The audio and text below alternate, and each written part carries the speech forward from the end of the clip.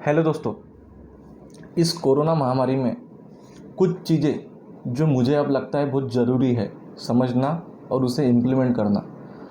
आपको सुनने में ये सारी चीज़ें बहुत ऑड लगेगी और घर वालों से ये सब चीज़ें पूछने में भी ऑड लगेगी, लेकिन कुछ इंसिडेंट्स को देख के ये सब चीज़ें बहुत ज़रूरी है।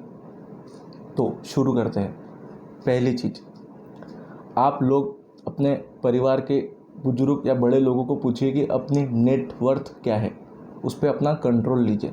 मतलब आपके बड़े लोगों ने किसी किस से पैसे दिए हैं, किस किस से पैसे लेना बाकी है, प्रॉपर्टीज़ कितनी हैं, मतलब इन शॉर्ट आज तक के उनकी जमा पूंजी क्या है, वो घर में किसी ना किसी एक दो व्यक्ति को पता रहना बहुत ज़्यादा ज़रूरी है।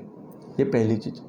दूसरी चीज़, बहुत सारे लोग इंश्योरेंस निकालते हैं, टर्म इंश्योरेंस, हेल्थ इंश्योरेंस।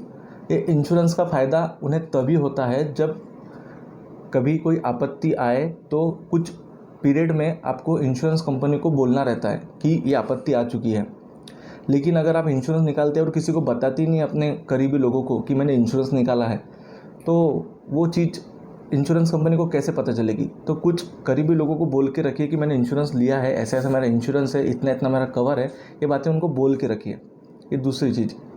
तीसरी चीज़, आपके जितने भी पासवर्ड्स है इंटरनेट बैंकिंग के या कोई दूसरे अकाउंट्स रहते हैं, वो अकाउंट्स के पासवर्ड, तो सारे पासवर्ड्स का एक प्रॉपर मैनेजमेंट कीजिए, कहीं लिख के रखिए और ये भी किसी बोल के रखिए। मतलब ये सारे पॉइंट्स में मैं बोल के रख रहा हूँ कि किसी ना किसी ये सब चीज़ें बोल के रखिए ताकि कोई परेशानी ना आए।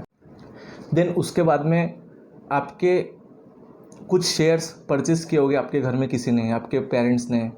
बेसिकली मेरे घर में एक इंसिडेंस हुआ, मेरे पापा ने कुछ शेयर्स परचेस किए थे जो किसी को पता ही नहीं थे, लेकिन कुछ साफ सुख में वो शेयर्स मिले, वो फाइल मिली।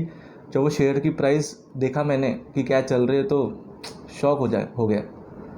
तो इस सब शेयर्स को, सारे इन्वेस्टमेंट को, सारी LIC पॉलिसीज़ को, या जो भी आप इंश्योरेंस कर रहे हो, सब चीज़ें आज ऑनलाइन फॉर्म में भी अवेलेबल है। सारी अपनी बड़े बड़े कंपनियां, उनका एक ऐप है, तो आप फिजिकली तो उससे रखिए संभाल के, लेकिन ऑनलाइन प्लेटफॉर्म पे भी सारे लॉगिन्स करके रखिए आपके, और सारे KYC अपडेट करके रखिए। ठीक है। अब नेक्स्ट चीज़, आपके अकाउंट बैंक में हो गए। ठीक है।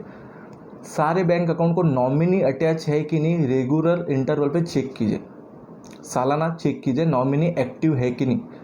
क्योंकि अगर नॉमिनी एक्टिव नहीं रहा तो जब किसी की डेथ हो गई तो इतने कोर्ट के चक्कर काटने पड़ेंगे आपको, इतने कोर्ट के चक्कर काटने पड़ेंगे कि आप बोलोगे कि वो जो पैसे वो छोड़ देता। बहुत ज़्यादा डिफ़िकल्ट हो जाता है। तो नॉमिनी अटैच करना बहुत ज़्यादा ज़रूरी है। तो ये सारी चीज़ें इतनी ज़्यादा ज़रूरी है, आपने करना चाहिए। और कुछ भी डाउट रहा तो आपने पूछना चाहिए। आप मुझे मैसेज कर सकते हो।